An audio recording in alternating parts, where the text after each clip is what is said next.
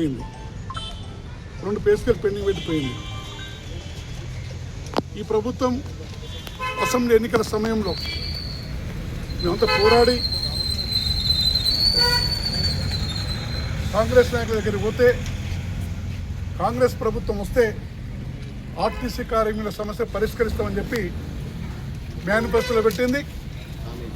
ఆ సందర్భంగా కూడా ఎలక్షన్ అయిపోయి కాంగ్రెస్ ప్రభుత్వం రాగానే నాలాంటి వాళ్ళు అందరూ కూడా వివిధ యూనియన్ల నుండి ఐఎన్టీసీని బలోపేతం చేస్తే బాగుంటుందని చెప్పి ఐఎన్టీసీలో యూనియన్లు కూడా పోవడం జరిగింది.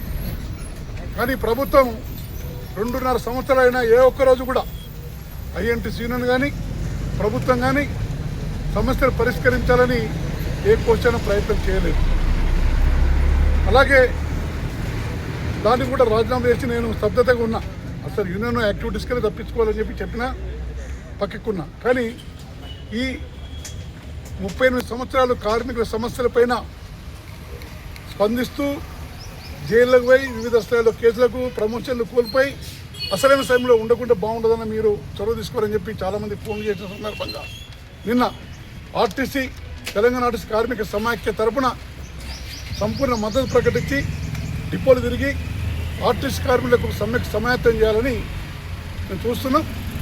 దానిలో భాగంగానే ఈ ప్రభుత్వం ప్రజాపడాన్ని తెలంగాణ ఆర్టీసీ కార్మిక సమాఖ్య తరపున తీవ్రంగా ఖండిస్తున్నాం.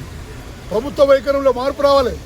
ఆ ప్రభుత్వం అంతే ఈ ప్రభుత్వం అంతే దొందే అని చెప్పి కార్మికులు అనుకుంటున్నారు. మార్పే ఉంది. ప్రజాప్రభుత్వం మాకు వచ్చిన ఏముంది? మీకు ఇప్పటిదాకా లబ్ధి చేకూరింది ప్రభుత్వానికి మహాలక్ష్మి పథకం. గెలిచిన 2వ రోజే ప్రభుత్వం ఏర్పడి 2వ రోజే మహాలక్ష్మి పథకం పెడితే ఈ రోజు దాకా మహాలక్ష్మి పథకాన్ని మీకన్నా ఎక్కువ దృఢ సంకల్పంతో చిత్తశుద్ధితో ఆర్టీసీలు అమలు చేస్తూ దాడులు జరిగినా తిట్లు తిరిగినా ఎన్నో ఇబ్బందులు ఏర్పడ్డా పనిభారాలు పెరిగినా విజయవంతంగా పనిచేసి పనిభారాలు అధికంగా భరిస్తూ కూడా విజయవంతం చేస్తున్నారు. చేసింది ఏముంది? ఏం చేయలే కదా. రూపాయి ఖర్చు లేని ట్రేడ్ యూనియన్ అనుమతిస్తామని చెప్పిండు రేవంత్ రెడ్డి గారు. అంతకుముందుకు 2019 సమ్మెప్పుడు ఇక్కడే మన ఎన్టీఆర్ గార్డెన్లో ఎన్టీఆర్ నగర్లో ఇండోర్ స్టేడియంలో హామీ ఇచ్చిండు. ఆ తర్వాత మేనిఫెస్టో పెట్టిండు. ఈ రోజు వరకు ఏ ఒక్కరోజు కూడా ఆర్టిస్టులో యూనియన్ లేవు కదా, యూనియన్ని రెస్టోర్ చేయాలని ఇంకిత జ్ఞానం ఈ ప్రభుత్వానికి లేదు. వాళ్ళకు ఒక ఎమ్మెల్సీ లేకున్నా, ఒక వార్డు మెంబర్ లేకున్నా, ఒక కార్పొరేటర్ లేకున్నా పోయేదేం లేదు. ప్రజలకు ఎమ్మడే ఎలక్షన్లు కావాలి. ఇన్ని లక్షల మంది వేల మంది పనిచేస్తున్న ఆర్టిస్ట్ కార్మికులకు ఇలా మా సమస్య పరిష్కరించడానికి ట్రేడ్ యూనియన్లో ఎందుకు రద్దు చేసింది ఆ ప్రభుత్వం? నువ్వు ఇస్తారు ఎందుకు ఇచ్చినావు, ఎందుకు వెళ్ళదు ఆమె అని చెప్పి నిలదీస్తుడు. తక్షణమే చర్చల ద్వారా ఆర్టీసీలో యూనియన్ పునరుద్ధరించాలి. పిల్లల ప్రక్రియ మొత్తం అయిపోయింది ఉండొచ్చు, కానీ ఆర్థికంగా ఇప్పుడే ఉంది, కష్టం కావచ్చు. హామీ ఇచ్చినావు కదా తెలియదు. అంతకుముందు తెలుసుగా ఏ స్కీమ్ ఆపుతున్నావు? ఈ రాష్ట్రంలో ఏదైనా స్కీమ్ ఆపుతున్నావా? వెనక ముందు చేస్తున్నావు కదా. మాకు పిల్లల ప్రక్రియ పూర్తి చేస్తామని చెప్పిండు. అపాయింటెడ్ ప్రకటించాలి, పిల్లల ప్రక్రియ పూర్తి చేయాలి. అలాగే 2 పే స్కేల్ పెండింగ్ ఉంటే ఎవరుండి ఉండేది? 2017 వేతన సవరణకి ఇలా ఉద్యోగాలు చేస్తున్నాం. 2017లో ఉన్న రేట్లే ఉన్నాయా? 2017 ఉన్న స్కూల్ ఫీజులే ఉన్నాయా? 2017 ఉన్న నిత్యావసర ధరలు ఉన్నాయా? కాబట్టి మేము ఈ 2021, 2025 2 పే స్కేల్ డ్యూ ఉన్నాయి. ఒక పే స్కేల్ ఉన్న 30% ఫిట్మెంట్ ఇచ్చుకుంటూ మాస్టర్ స్కేల్ చేయాలని చెప్పి డిమాండ్ చేస్తున్నాం. ఇవి కాకుండా ఉద్యోగ భద్రత, వర్క్ లోడు, నియామకాలకు ఇచ్చిండు.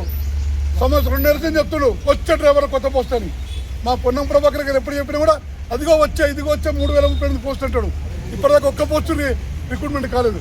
తక్షణమే 1000 మంది డ్రైవర్లని, 743 మంది శ్రామికులని, 1500 మంది ఆర్థిక శాఖ వద్ద పెండింగ్ ఉంటే ఇచ్చినట. నిన్న చెప్పిన ఎండీ గారు 1500 మంది కండక్టర్ని రిక్రూట్మెంట్ చేసి పెంచిన పని భారాన్ని కార్మికులపై తగ్గించాలి అని నేను డిమాండ్ చేస్తూ, ఈ సమస్యలు జనరల్ సమస్యలు కాబట్టి జేఏసీ సమ్మె నోటీస్ ఇచ్చింది. అందులో కూడా అన్ని సంఘాలు లేవు. అయినా 38 ఏళ్ళు కార్మికుల పక్షపాతిగా ఎన్నో ఒడిదుడుకులు ఎదుర్కొని కేసులకు బుక్ అయి జైల్లోకి పోయి ఈ టైంలో కార్మికులకు ఇబ్బందుల పాలు చేయొద్దని చెప్పి మనస్ఫూర్తిగా ఈ సమ్మెకు మద్దతు ఇవ్వాలని చెప్పి నేను వచ్చిన. అన్నింటి పనులు కూడా తిరుగుతూ ఇప్పటికీ ఏ కార్మికుడు కూడా భయపడాల్సిన అవసరం లేదు. ఇంతకైనా పోయేదేం లేదు. ఈ ప్రభుత్వం ఖచ్చితంగా దిగి చర్చల ద్వారా సమస్య పరిష్కరించవలసిందే. లేనిచో 22 నాడు మొదటి డ్యూటీ నుండి ఖచ్చితంగా ఆర్టీసీ కార్మిక సమైక్య సభ్యులు అన్ని యూనియన్ సభ్యులు యూనియన్లకు అతీతంగా ఈ సమ్మెను విజయవంతం చేయాలని చెప్పి మీ ద్వారా తెలంగాణ రాష్ట్రంలో పనిచేస్తున్న కార్మిక వర్గాన్ని మొత్తం అప్పీల్ చేస్తున్నా. భయపడకండి, అయ్యేదేం లేదు పోయేదేం